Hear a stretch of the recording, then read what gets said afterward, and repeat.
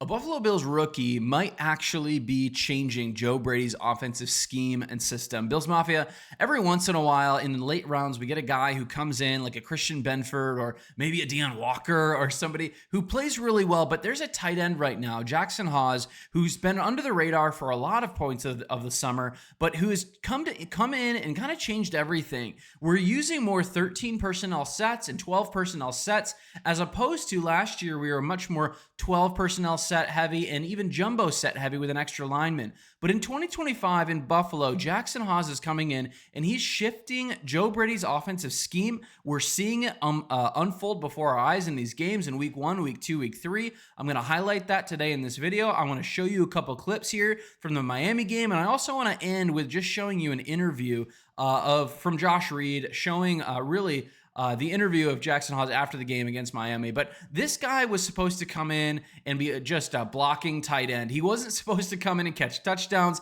He wasn't supposed to be drafted to be a star, but he was picked in the 5th round, 173rd overall. And you know, usually when you get a tight end that late in the draft, he's a tight end 3 and maybe a special teams contributor. But in 3 weeks, Jackson Hawes has showed us as fans, we can even see it. We're getting excited about this guy, that he's not just some role player, but he's again reshaping the way Joe Brady is calling plays and scheming up the offense, which is forcing defenses to adjust. And again, it's just creating easier opportunities for us to get massive yards per carry or yards per reception. So the question for us is, how did this day 3 pick turn into maybe one of Buffalo's biggest steals of the draft? Let's start with draft day, and then let's just work through some of the tape and talk about this together. But before we get into that, my name's Colin. This is Crack the Table. We are all Bills, no breaks. If you love Buffalo Bills breakdowns each and every single day, make sure to hit the like, subscribe, and follow us. Drop a comment in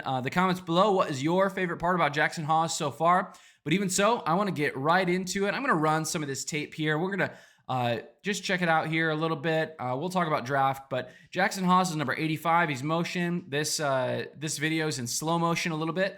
And you can just check it out, and we're going to talk about it. I'll break it down in a little bit here. But on day 3, in April 26, 2025, the Bills drafted, again, Jackson Hawes, 173rd overall.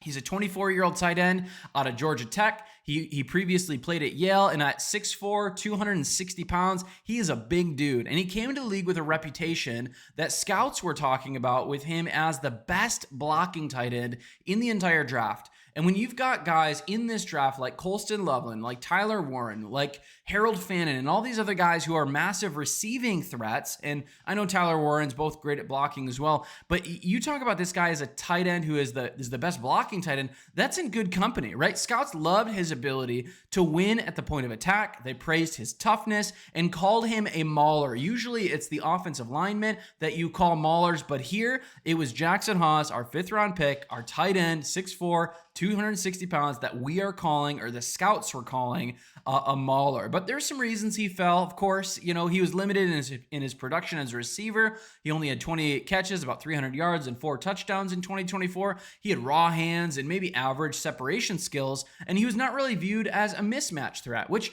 when you look at a guy like this who's just really good at blocking and you're getting him late in the 5th round, any receiving production you get from him, any special teams production that you get from him is just icing on the cake. You're not drafting a guy in the 5th round as a blocking tight end, assuming that he's going to produce as an elite level separator and produce as an elite level receiver. But the consensus projection had this guy as a tight end 3 who's maybe like, 15 to 20 snaps a game. And Brandon Mead called him just tough, smart, and versatile, which is exactly the kind of player that you want in Buffalo. And all that being said, the icing, again, on the cake is that this guy has been outperforming his tight end 3 label. Once camp hit, this guy showed up, and he showed that he wasn't just here to block. Even in the year so far, he's had 3 receptions, 39 yards. He scored the game-winning touchdown, or a great touchdown from a Josh Allen pitch to really seal the deal, 31-21 against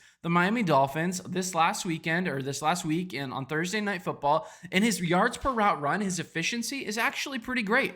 It's not low. I mean, it's 1.7, almost 2, which is actually very good for a rookie tight end in a small sample.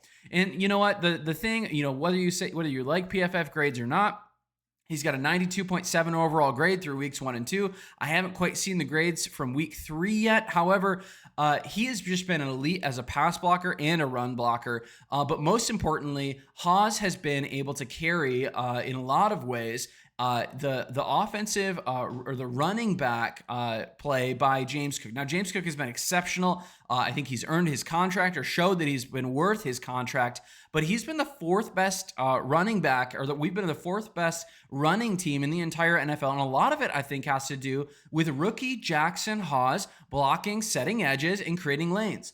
Watch right here on the screen. Again, this is amazing how Joe Brady's already using. Jackson Hawes is off here to left. This is that play where he scores the touchdown. He's going to run in motion.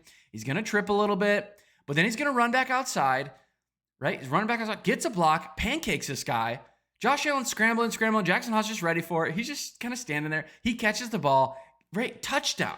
And again, the Dolphins players, if you even watch back on the clip, they're like sad. They're upset. They're like, what is this doing? What? We just got destroyed by Jackson Hawes.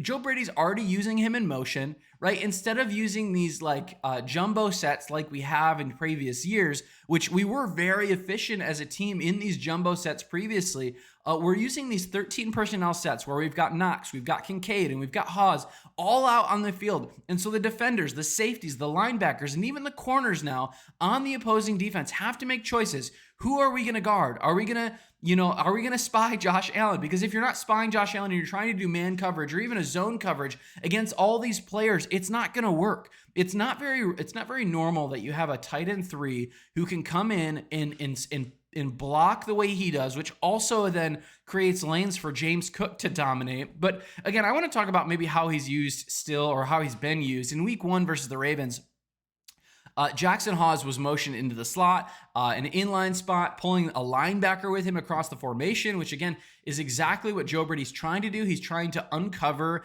and Josh Allen's trying to do this at the same time. They're trying to uncover what the defense is presenting so that we can take advantage of weaknesses. And that shifted an open crease for James Cook to get an 18-yard run, which later he ended up delivering, Jackson Hawes ended up delivering a great block on Roquan Smith, one of the best linebackers in the game, that sprung on, again, a 25-yard gain.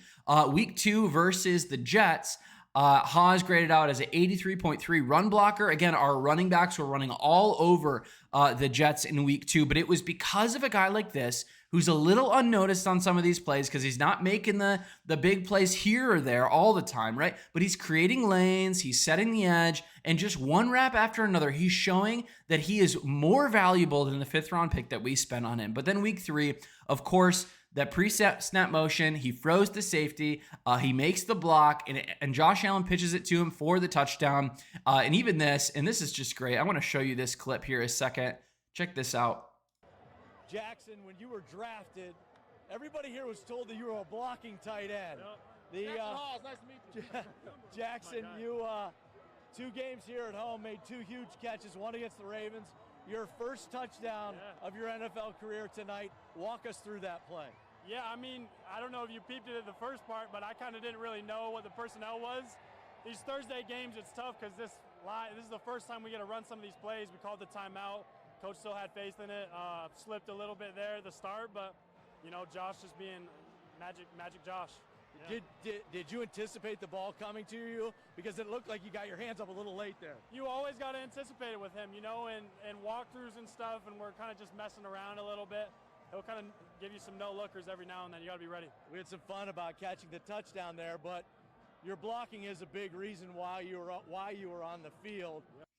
Yeah, and I just want to continue to re-emphasize that this is not a guy who doesn't at this current point have elite separation as a receiver, but what he does have is he has the ability to create open lanes for the offense, for Josh Allen, for James Cook, and then even get out and get open. He's matching up sometimes against the 5th or 6th passing defender. A linebacker's matched up against him. Sometimes a defensive end is going to have to match up against him. Sometimes a cornerback or a safety is going to match up against him. But really what this is going to continue to open up on our offense and how it's changing our offense is that defenses are going to have to treat Buffalo differently. Teams are going to have to stack the box to counter his elite blocking and keep contain on James Cook or Josh Allen. But that overcommitment is going to create opportunities for Khalil Shakir on play action plays, for him in the slot, for seam routes for Dalton Kincaid. As we saw, Dalton Kincaid is being used way more already this year because Hawes and Knox can sit in 13 personnel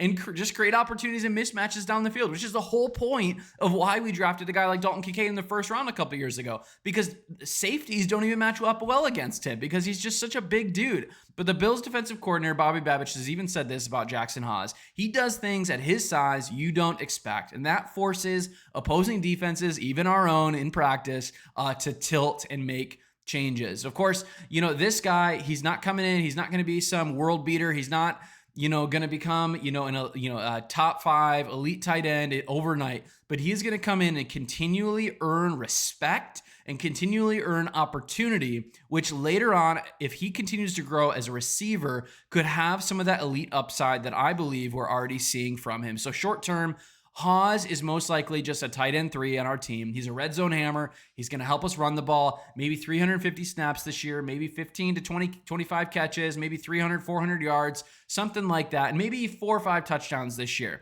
Again, long-term, the path is wider. We'll see if Knox is on our team going forward into these other seasons, but he is definitely going to be the tight end 2 behind Dalton Kincaid in future years, forming, I think, one of the most versatile and deep tight end rooms in the NFL, and potentially maybe he's going to split out wide. Maybe he's going to just be used with some heavy elite blocking skills down the field as a receiver, not just in the line. It's going to be interesting to see how Joe Brady deploys him later on in the year. But again, if his blocking continues, I think his usage as a receiver is going to also grow. He might be the single greatest value from the 2025 draft from our draft selection. So Joe Brady is like, this dude's the best blocking tight end we've ever evaluated. The hands are coming. They're developing. He's talking about receiving. Sean McDermott was even saying about him, you've got to have personality. You got to love the contact. That's Jackson Hawes. And then even Josh Allen, he's just saying he's a catalyst for our offense. And Trevor Sikkema from PFF was even quoting saying that he is a coordinator's dream. And that's exactly what Joe Brady is seeing and using.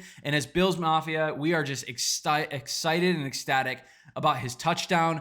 The world's going to know this guy's name soon enough, which brings us back to the big picture. Jackson Hawes was supposed to be just a role player, but he is now becoming a difference maker. A 5th round pick, 173rd overall, is a key asset to our offense and our offensive system, not just in blocking, but also now that we've seen him against the Miami Dolphins in receiving. Of course, he had the big game or the big catch in the Ravens week 1, but he's a greater value than any of us would have expected. And that's what you love to see in September, especially with a rookie who's only going to have more time to develop and continue to grow as a pass catcher. But Bills Mafia, my name's Colin. This is Crack the Table. We are all Bills, no breaks. If you love daily breakdowns just like this, make sure to hit the like, subscribe, join us. We're breaking down Bills players and Bills content every single day. Peace out. Go Bills.